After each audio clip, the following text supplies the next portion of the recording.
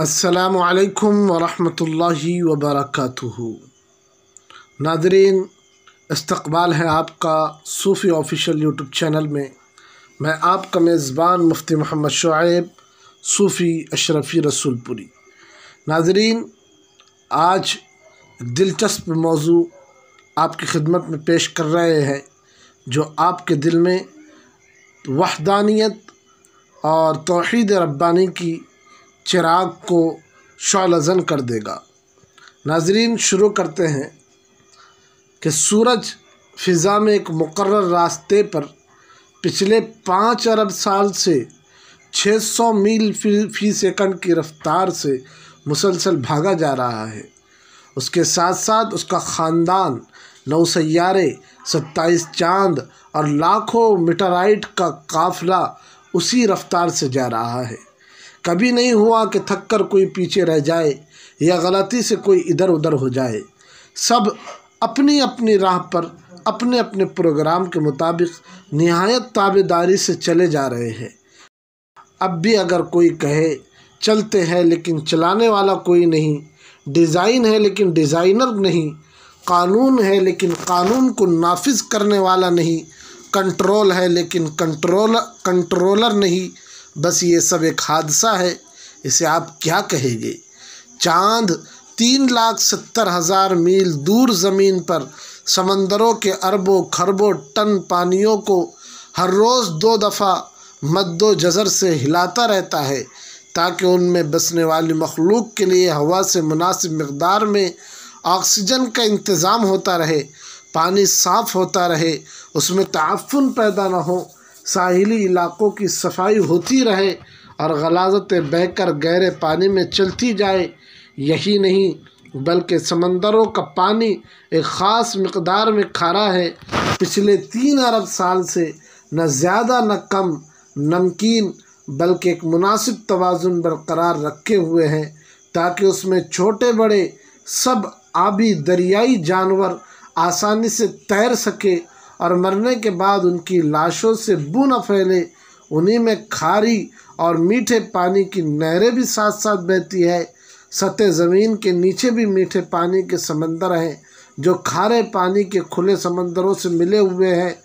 سب کے درمیان ایک غیب پردہ ہے تاکہ میٹھا پانی میٹھا رہے اور کھارا پانی کھارا۔ اس حیران کن انتظام کے پیچھے کون سی عقل ہے؟ اس توازن کو کون برقرار رکھے ہوئے ہے؟ کہ پانی کی اپنی سوچ تھی یا چاند کا فیصلہ؟ 1450 سال پہلے جب جدید سائنس کا کوئی وجود نہیں تھا، عرب کے صحرا زدہ ملک میں جہاں کوئی اسکول اور کالج نہیں تھا، ایک آدمی اٹھ کے سورج اور چاند کے بارے میں کہتا ہے کہ یہ سب ایک حساب کے پابند ہے۔ والشمس والقمر بحسبان، سمندروں کی گہرائیوں کے متعلق بتاتا ہے کہ بینہما برزخ لا یبغیان، ان کے درمیان برزخ ہے جو قابو میں رکھے ہوئے ہے۔ جب ستاروں کو اپنی جگہ لٹکے ہوئے چراغ کہا جاتا تھا، وہ کہتا ہے وَكُلٌّ فِي فَلَكٍ يَسْبَحُونَ، یعنی سب کے سب اپنے مدار پر تیر رہے ہیں۔ جب سورج کو ساکن تصور کیا جاتا تھا، وہ کہتا ہے وَالشَّمْسُ تَجْرِي لِمُسْتَقَرٍّ لَهَا، یعنی سورج اپنے لیے مقرر شدہ راستے پر کسی انجانی منزل کی طرف ہمیشہ چلا آ رہا ہے۔ جب کائنات کو ایک جامد آسمان، ایک چھت کہا جاتا تھا، وہ کہتا ہے یہ پھیل رہی ہے۔ وَإِنَّا لَمُوسِعُونَ، وہ نباتات اور حیوانی زندگی کے بارے میں بتاتا ہے کہ ان سب کی بنیاد پانی ہے۔ البرٹ آئنسٹائن اپنی دریافت قوانین قدرت اٹل ہے پر جدید سائنس کا بانی کہلاتا ہے، لیکن اس نے بہت پہلے بتایا ما تری فی خلق الرحمن من تفاوت، تم رحمان کی تخلیق میں کسی جگہ فرق نہیں پاؤ گے۔ جدید سائنس کی ان قابل فخر دریافتوں پر 1450 سال پہلے پردہ اٹھانے والا کس یونیورسٹی سے پڑھا تھا، کس لیبارٹری میں کام کرتا تھا؟ نومولود بچے کو کون سمجھاتا ہے کہ بھوک کے وقت رو کر ماں کی توجہ اپنی طرف مبذول کرائے، اپنی طرف کھینچے؟ ماں کو کون حوصلہ دیتا ہے کہ ہر خطرے کے سامنے سینہ سپر ہو کر بچے کو بچائے۔ ایک معمولی سی چڑیا شاہی سے مقابلے پر اتر آتی ہے، یہ حوصلہ اسے کس نے دیا؟ مرغی کے بچے انڈے سے نکلتے ہی چلنے لگتے ہیں، حیوانات کے بچے بغیر سکھائے ماؤں کی طرف دودھ کے لیے لپکتے ہیں۔ انہیں یہ سب کون کچھ سکھاتا ہے؟ جانوروں کے دلوں میں کون محبت ڈال دیتا ہے کہ اپنے چوچوں میں خوراک لا کر اپنے بچوں کے منہوں میں ڈالے؟ یہ آداب زندگی انہوں نے کہاں سے سیکھے؟ شہد کی مکھیاں دور دراز باغوں میں ایک پھول سے رس چوس کر انتہائی ایمانداری سے لا کر چھتے میں جمع کرتی جاتی ہے۔ ان میں سے ایک ماہر سائنسدان کی طرح جانتی ہے کہ کچھ پھول زہریلے ہیں، ان کے پاس نہیں جاتی۔ ایک قابل انجینئر کی طرح شہد اور موم کو علیحدہ علیحدہ کرنے کا فن بھی جانتی ہے۔ جب گرمی ہوتی ہے تو شہد کو پگھل کر بہہ جانے سے بچانے کے لیے اپنے پروں کی حرکت سے پنکھا چلا کر ٹھنڈا بھی کرتی ہے۔ موم سے ایسا گھر بناتی ہے جسے دیکھ کر بڑے سے بڑے آرکیٹیکٹ بھی حیرت زدہ ہے۔ لاکھوں کی تعداد میں ایسے منظم طریقے سے کام کرتی ہے کہ مثال نہیں۔ میں ایسا راڈار نظام نصب ہے کہ وہ دور دور نکل جاتی ہے لیکن اپنے گھر کا راستہ نہیں بھولتی۔ انہیں زندگی کے طریقے کس نے سکھائے؟ انہیں یہ عقل کس نے دی؟ مکڑا اپنے منہ کے لعاب سے شکار پکڑنے کے ایسا جال بناتا ہے کہ جدید ٹیکسٹائل انجینئرز بھی اس بناوٹ کا ایسا نفیس دھاگا بنانے سے قاصر ہے۔ گھریلو چیونٹیاں گرمیوں میں موسم سردا کے لیے خوراک جمع کرتی ہے، اپنے بچوں کے لیے گھر بناتی ہے، ایک ایسی تنظیم سے رہتی ہے جہاں مینجمنٹ کے تمام اصول حیران کن حد تک کار فرما ہے۔ ٹھنڈے پانیوں میں رہنے والی مچھلیاں اپنے انڈے اپنے وطن سے ہزاروں میل دور گرم پانیوں میں دیتی ہے، لیکن ان سے نکلنے والے بچے جوان ہو کر ماں کے وطن خود بخود پہنچ جاتے ہیں۔ نباتات کی زندگی کا سائیکل بھی کم حیران کن نہیں۔ جراثیم اور بیکٹیریا کیسے کروڑوں سالوں سے اپنی بقا کو قائم رکھے ہوئے ہیں۔ زندگی کے گر انہیں کس نے سکھائے؟ سوشل مینجمنٹ کے یہ اصول انہیں کس نے سکھائے؟ کیا زمین اس قدر عقل مند ہے کہ اس نے بھی خود بخود لیل و نہار دن رات کا نظام قائم کر لیا؟ خود بخود ہی اپنے محور پر 66 ڈگری جھک گئی تاکہ سارا سال موسم بدلتے رہے، کبھی بہار، کبھی گرمی، کبھی سردی اور کبھی خزاں، تاکہ اس پر بسنے والوں کو ہر طرح کی سبزیاں، پھل اور خوراک سارا سال ملتی رہے۔ زمین نے اپنے اندر شمالاً جنوباً ایک طاقتور مقناطیسی نظام بھی خود بخود ہی قائم کر لیا تاکہ اس کے اثر کی وجہ سے بادلوں میں بجلیاں کڑکے جو ہوا کی نائٹروجن کو نائٹرس آکسائڈ میں بدل کر بارش کے ذریعے زمین پر پودوں کے لیے قدرتی کھاد مہیا کرے۔ سمندروں پر چلنے والے بحری جہاز، آبدوز اور ہواؤں میں اڑنے والے طیارے اس مقناطیس کی مدد سے اپنا راستہ پائے۔ آسمانوں سے آنے والی مہلک شعاعیں اس مقناطیسیت سے ٹکرا کر واپس پلٹ جائے تاکہ زمینی مخلوق ان کے مہلک اثرات سے محفوظ رہے اور زندگی جاری رہے۔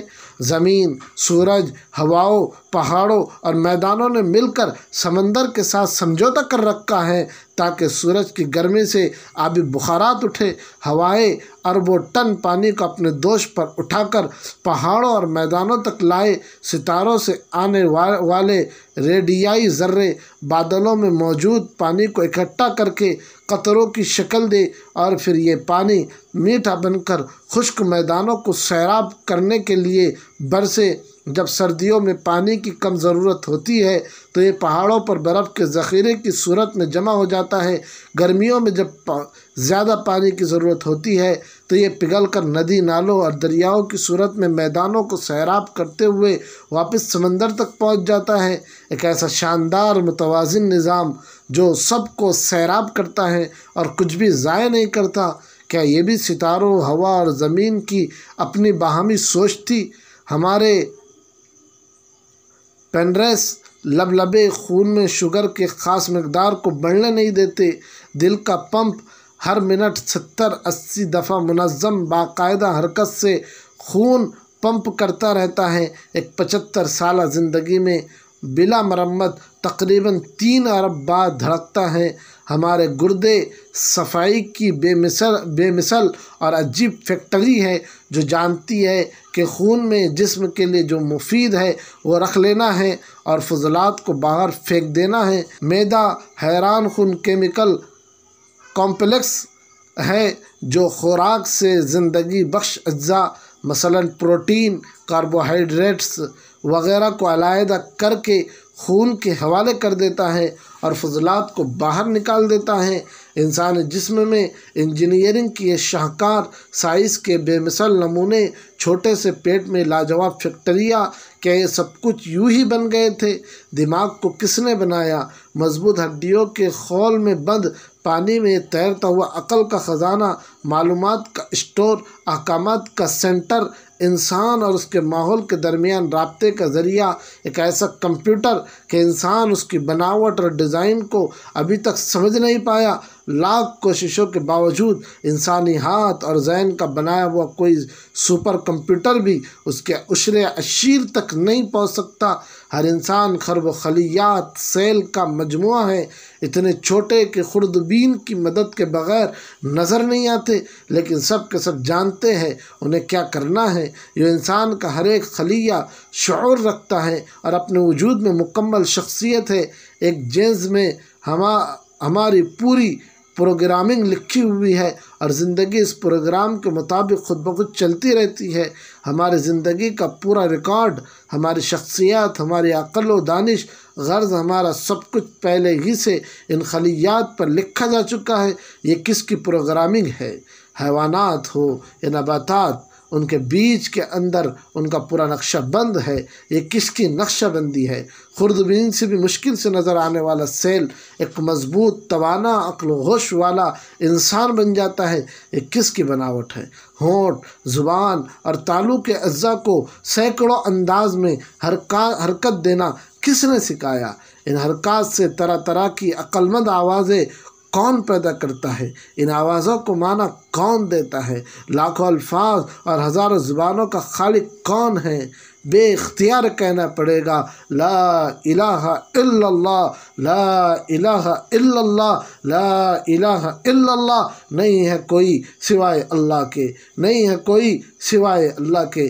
ناظرین، یہ امید کرتے ہیں یہ مضمون، یہ باتیں، یہ عنوان آپ کو پسند آیا ہوگا۔ ایسی ہی عنوانات کے لیے، نالج بھرے اور معلومات بھرے عنوانات کے لیے آپ ہمارے صوفی آفیشل یوٹیوب چینل کو ضرور سبسکرائب کریں، ویڈیو کو لائک، شیئر اور کمنٹ میں دعا یا جملہ ضرور لکھیں۔ چلتے ہیں، السلام علیکم ورحمۃ اللہ وبرکاتہ۔